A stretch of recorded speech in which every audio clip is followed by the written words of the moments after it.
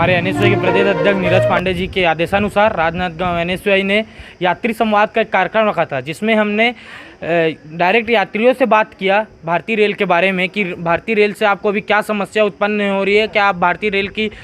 कार्य प्रणाली से संतुष्ट है या नहीं। तो यात्रियों ने कहा कि उन्हें बहुत ज़्यादा समस्या हो रही है। 24-24 घंटे कई बार ट्रेन लेट हो जा रही है, कई बार ट्रेनें रद्द हो जा रही है,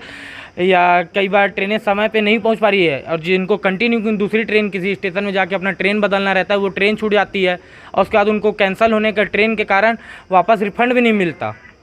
तो इससे ऐसी बहुत सारी समस्या उत्पन्न हो जा रही है। और कई लोगों ने तो बताया कि हम आउटर के किसी प्लेटफॉर्म स्टेशन में या कहीं पे भी आउटर में ट्रेन रोक दिया जाता है, इतनी भीषण गर्मी में पानी तक की व्यवस्था नहीं होती, और बाजू से अडानी ग्रुप का मालगाड़ी को निकाला जाता है